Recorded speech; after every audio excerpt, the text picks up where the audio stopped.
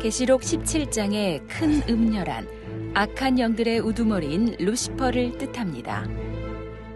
시대마다 다양한 모습으로 나타나 하나님을 대적한 짐승의 배경에는 루시퍼가 존재합니다. 7년 환란이 끝난 후 천년 왕국 동안에도 그 명맥을 이어가는 대표적인 적그리스도의 세력이 있습니다. 계시록 17장에서는 7년 환란 동안 이 땅에서 권세 잡고 있던 짐승과 그 짐승을 실질적으로 주관해가는 여자에 대해 설명하고 있습니다. 직접적으로는 짐승은 연합정부를, 여자는 루시퍼를 가리킨다 했습니다.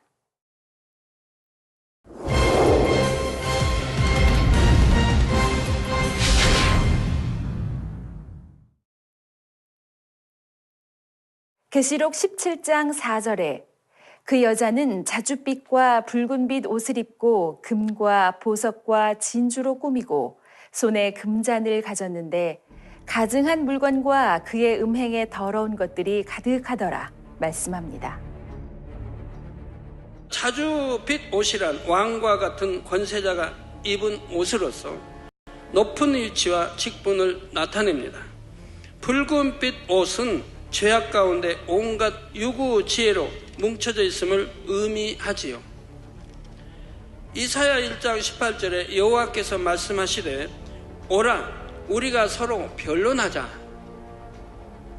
너희 죄가 주홍 같을지라도 눈과 같이 희어질 것이요 진홍같이 붉을지라도 양털같이 되리라 말씀한 대로 붉다는 것은 죄악을 의미합니다. 그런데 이와 함께 자줏빛 옷과 붉은빛 옷에는 또 다른 영적인 의미가 있습니다. 이 여자가 가진 어둠의 권세를 의미하지요. 무수한 하나님의 사람들의 피를 흘리게 함으로써 자신의 어둠의 권세를 쌓아온 것입니다. 그렇다 하여 이 말이 큰 음녀가 하나님보다 더 권세가 있어서 하나님의 사람들을 죽였다는 뜻은 결코 아닙니다. 이 모든 일은 공의 가운데 하나님께서 허락하셨기 때문에 가능한 것이지요. 하나님의 사람들이 피를 흘리고 죽은 것도 하나님의 뜻과 섭리를 이루기 위해 공의 가운데 이루어진 일들입니다. 만약 하나님께서 허락하지 않으시면 루시퍼와 악의 영들은 결코 하나님의 사람을 건드릴 수조차 없지요.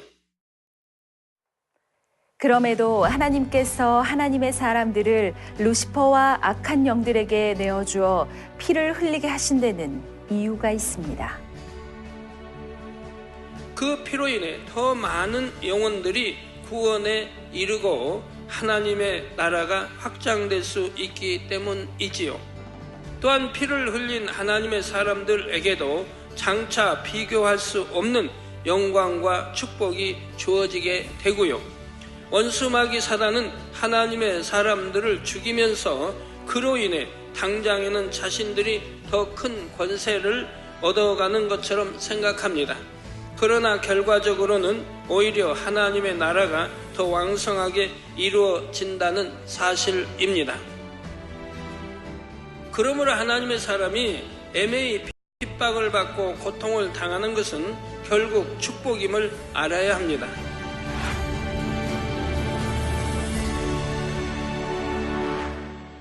그 여자가 금과 보석과 진주로 꾸몄다 했는데 이는 무엇을 의미할까요? 이는 부귀와 명예와 권세를 가졌다는 의미입니다. 이 세상 어둠의 권세를 주관하는 루시퍼는 자기를 대신하여 도구로 사용하는 적그리스도와 그를 따르는 무리들에게 이 땅의 부귀와 명예와 권세를 주지요. 부귀와 명예, 권세, 욕심과 탐심이 있는 사람들이 바로 그것을 얻고자 7년 환란 동안 적그리스도에게 동조합니다.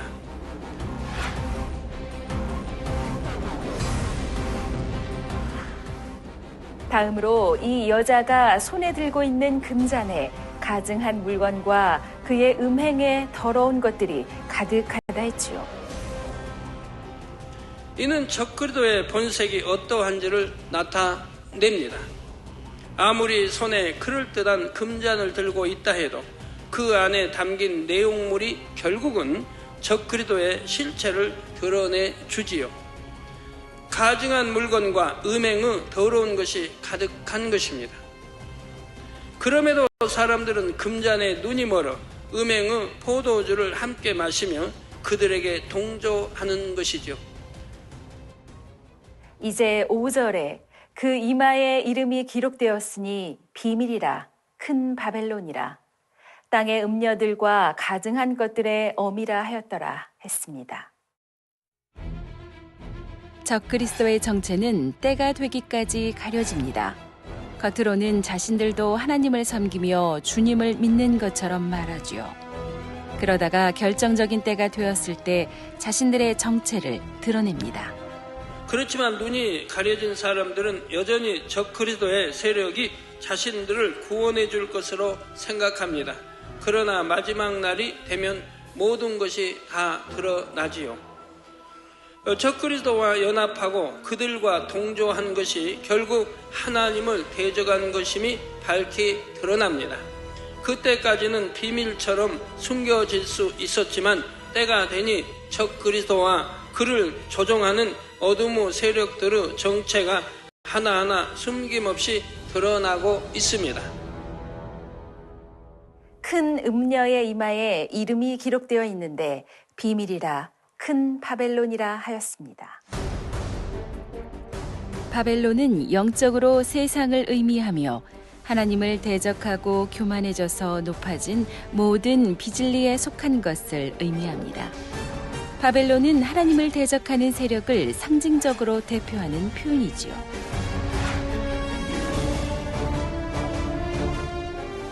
그런데 큰 바벨론이라 하였으니 이 큰 음녀가 하나님을 대적하는 세력의 가장 우두머리임을 나타내고 있습니다. 땅의 음녀들과 가증한 것들의 어미라 한 대로 루시퍼와 적그리스도의 세력들은 이 땅의 모든 더럽고 추악 악들의 어미와 같습니다. 루시퍼와 적그리스도의 세력들로 인해 이 땅의 온갖 죄악들이 저질러졌기 때문입니다. 이 땅의 어둠의 일을 주관하는 총머리는 루시퍼이지만 실질적으로는 용들과 그 수하의 악한 영들이 어둠의 일을 이루어갑니다. 큰 음녀가 루시퍼이든 연합정부의 수장이든 또는 종교 집단의 수장이든 비록 겉으로 보여지는 모습은 달라도 결국 그들이 함께 추구하는 목표는 어찌하든 하나님을 대적하고 하나님의 나라를 회방하며 하나님의 사람들을 핍박하고 죽이며 사람들을 사망 가운데로 미혹하는 것이죠. 6절에 또 내가 보매 이 여자가 성도들의 피와 예수의 증인들의 피에 취한지라. 내가 그 여자를 보고 기이 여기고 크게 기이 여기니 했습니다. 그들을 죽여서 하나님의 나라를 회파하며 성도들로 하여금 믿음에서 떠나도록 하려는 것이지요. 하지만 앞서 말씀드렸듯이 결과는 오히려 반대라 했습니다. 성도들과 예수의 증인들을 핍박하고 죽일수록 복음은 더 널리 전파되어 가지요. 그러나 핍박이 워낙 심하기 때문에 그것을 견뎌내는 사람이 많지는 않습니다. 바로 7년 환란 때이지요. 그럼에도 끝까지 견디다가 순교하는 사람들이 있는데 큰 음료는 바로 이러한 순교자들이 흘린 피에 취하게 되는 것입니다. 그렇다면 사도 요한은 왜 그 여자를 보면서 기이 여기고 크게 기이 여기는 것일까요? 이때 기이 여긴다는 것은 놀랍다는 의미입니다. 믿는 자들에 대한 그리스도의 핍박이 너무나도 심하고 상상할 수 없을 정도이기에 사도 요한은 이것을 보면서 놀랐던 것이지요. 7절에 천사가 가로되 왜 기이 여기느냐? 내가 여자와 그의 탄 바 7머리와 10뿔 가진 짐승의 비밀을 내게 이르리라 했습니다. 천사가 지금 사도 요한에게 왜 마지막 때에 이러한 일들이 일어날 수밖에 없는지에 대해 밝히 알려주려고 합니다. 여러분이 영계의 법칙을 잘 알고 있으면 어떤 일에 대한 결과까지도 예측할 수가 있습니다. 영계의 법칙이란 이 땅에도 법과 질서가 있듯이 보이지 않는 영의 세계에 존재하는 법칙입니다. 이 영계의 법칙은 공의에 따라 정확하게 적용되죠.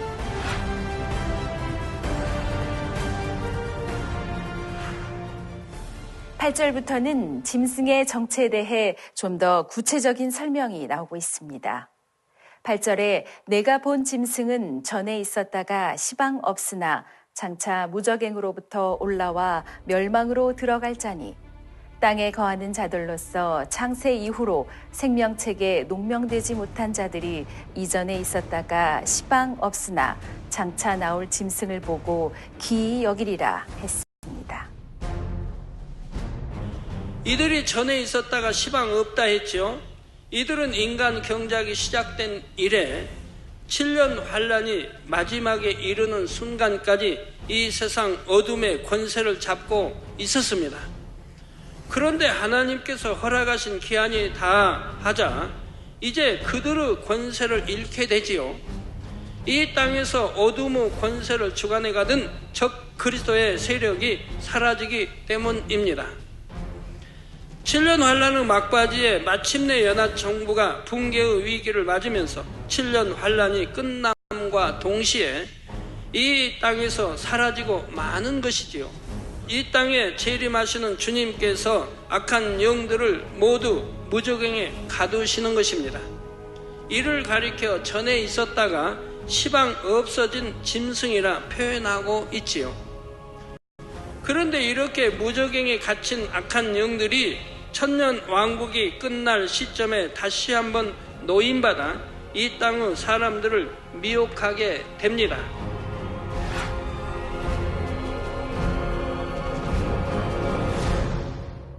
원수마귀 사단은 각 시대적인 상황에 맞게 갖가지 짐승의 모습으로 등장했지요. 7년 환란 동안에 드러날 연합 정부만이 꼭 짐승이 아니라는 말입니다.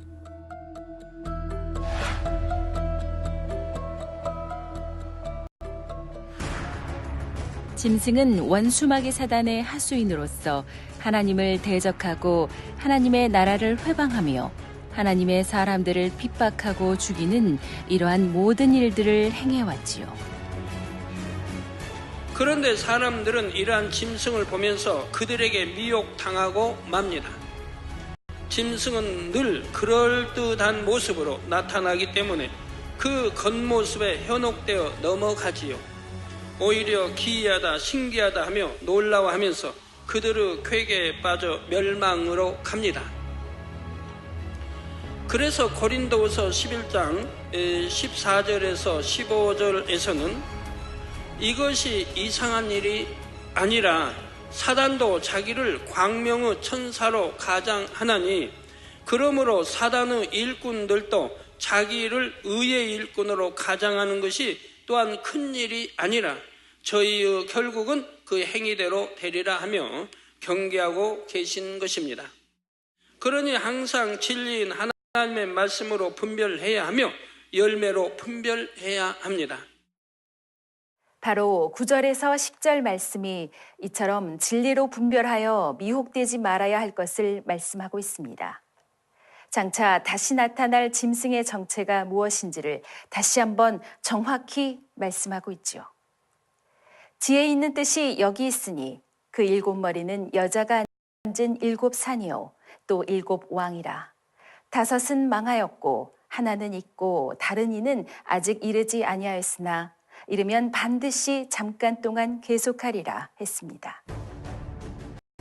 앞서 짐승은 시대마다 다양한 모습으로 나타났다 했지요. 그 중에서도 특히 나라나 제국의 형태로 등장하여 하나님을 대적하고 이스라엘 민족을 핍박했던 경우들이 있습니다.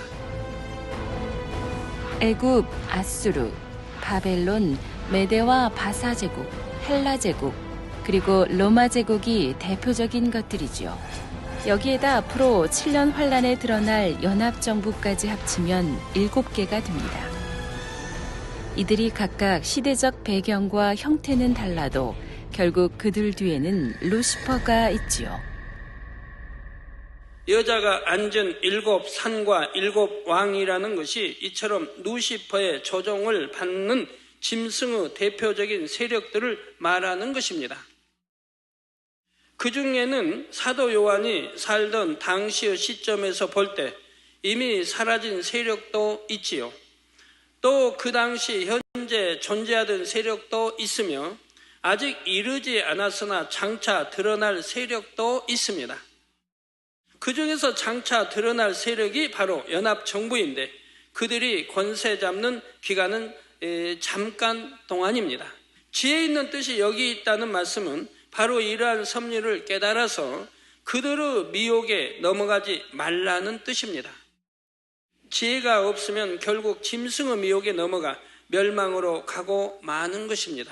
이는 7년 환란의 마지막까지 마찬가지입니다. 하나님께서는 7년 환란의 마지막에 있을 일까지 성경에 자세히 기록해 놓으셨지요. 5은 망하였고 하나는 있고 다른 이는 아직 이르지 아니하였다 했습니다. 5은 망하였고 하나는 있고 다른 이는 아직 이르지 아니하였다는 것은 연합정부가 어떻게 붕괴되는지를 말해주고 있습니다. 7년 환란이 끝나면서 연합정부를 구성하고 있던 대부분의 세력들은 멸망하지요. 그러나 이때도 살아남은 세력이 있습니다. 그들은 앞으로 임할 천년왕국 동안에도 이 땅에 살아남게 되지요. 물론 그때는 루시퍼를 비롯한 악한 영들이 무저갱에 갇혀 있으므로 활동을 못합니다. 따라서 예전에 연합정부를 이루었던 사람들도 이때는 더 이상 악을 바라는 일이 없지요. 그러나 겉으로 드러나지만 않을 뿐 그들의 속에는 루시퍼의 사주를 받았던 악의 속성들이 그대로 잠재되어 있습니다. 그러다가 천년왕국이 끝나는 시점에 루시퍼를 비롯한 악한 영들이 다시 한번 노임을 받으면 바로 이러한 사람들이 다시 주동이 돼요. 하나님을 대적하는 일에 앞장서지요. 이처럼 7년 환란이 끝나고 연합정부가 망하며 천년왕국이 시작된다 해도 적그리스도의 세력들은 명맥을 이어가는 것입니다. 천년왕국 동안에도 그 명맥을 이어가는 대표적인 적그리스도 세력이 바로 종교단체입니다.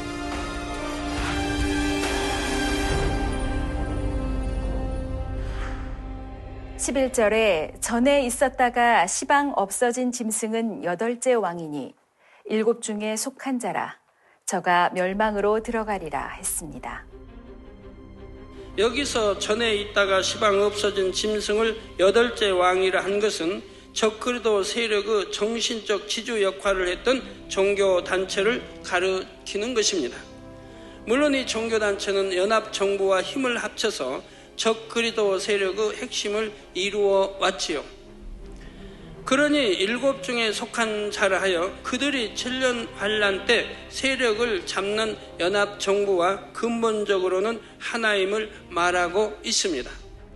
그럼에도 이 종교단체를 특별히 8째 왕이라 하여 따로 구분한 것은 적그리스도로서 그들의 역할이 그만큼 크기 때문입니다. 겉으로 볼 때 하나님을 대적하며 그리스도인들을 핍박하는 것은 연합정부이지요. 그런데 연합정부가 이런 일을 할 수 있도록 배경과 근거를 만들어주는 것이 종교단체입니다. 그러므로 짐승의 영적인 머리는 바로 이 종교단체가 되는 것이며 그 중에서도 그들의 수장이 되는 것입니다.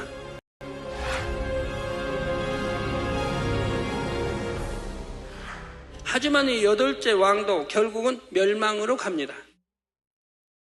이어지는 12절에서 13절에 내가 보던 10뿔은 10왕이니 아직 나라를 얻지 못하였으나 다만 짐승으로 더불어 임금처럼 권세를 일시 동안 받으리라.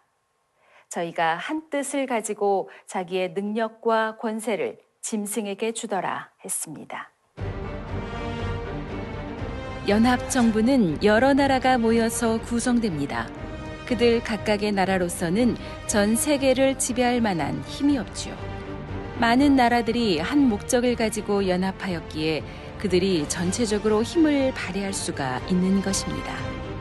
그러므로 이들 각 나라들은 연합정부를 중심으로 하는 적그리스도 세력에게 적극적으로 협력을 합니다. 그렇게 하는 것만이 자신들의 나라가 사는 길이라고 생각하기 때문에 최대한 협력을 하는 것이지요. 한뜻, 즉 결국은 자신들이 살기 위해 연합하여 세계를 지배해야 한다는 목표를 위해 자신들이 가지고 있는 부와 권세와 힘을 총동원하여 연합정부에게 힘을 실어줍니다. 이렇게 적극적으로 협력을 했기 때문에 그들도 나름대로 임금과 같은 권세를 받아 7년 환란 동안에 큰 소리를 치게 되지요. 그러나 그 권세와 힘도 일시 동안에 불과하며 7년 환란이 끝남과 동시에 사라지고 맙니다.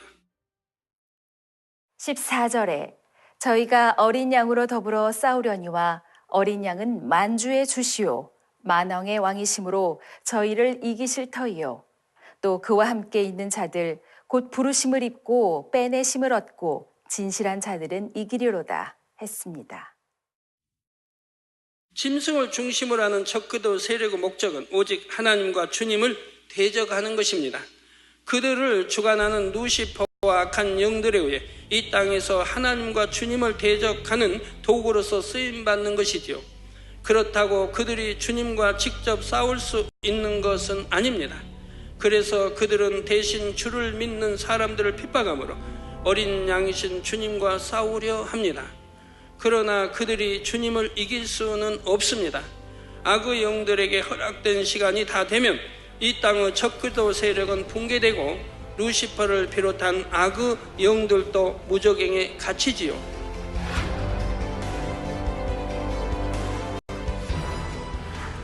하지만 그 마지막 순간이 올 때까지도 적그리스도 세력들은 주를 믿는 사람들에 대한 핍박을 멈추지 않습니다.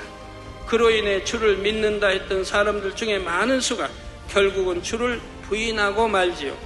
그럼에도 끝까지 핍박을 견디고 승리하는 사람들도 있습니다. 그와 함께 즉 주님과 함께 있는 자들 곧 부르심을 입고 빼내심을 얻고 진실한 자들은 이기리로다 하신 것입니다.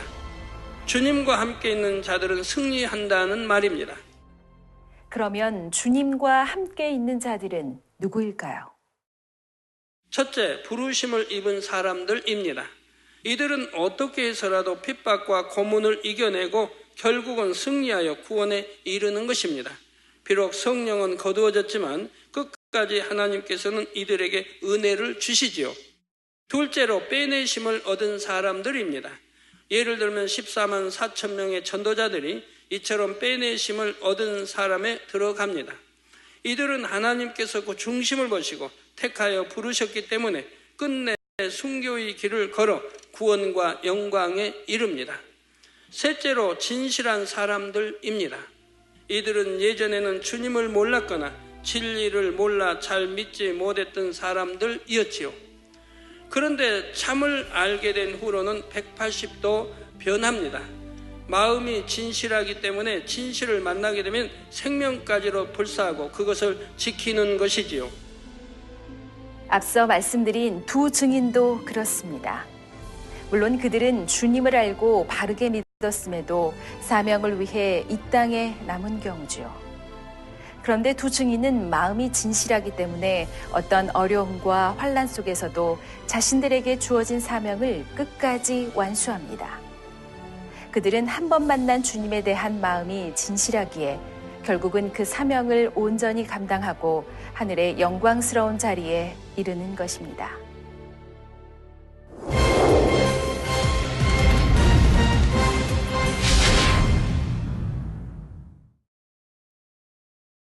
마지막 때에서 전해드리는 계시록 말씀도 이제 7년 환란의 막바지를 향해 가고 있습니다. 매 시간 말씀을 들을 때마다 시청자 여러분은 어떤 마음이 드십니까? 더 깨어 있어야겠다. 더 충성해야겠다. 더 빨리 영으로, 온 영으로 들어가야겠다. 이런 마음이 드시는지요? 설령 비슷한 내용이 반복되는 될 때가 있다 해도 오히려 더 마음을 다지는 시간이 되시어 주님이 우리를 부르러 오실 때에 신랑 되신 주님 앞에 기쁨과 감동으로 모두가 함께할 수 있기를 바랍니다.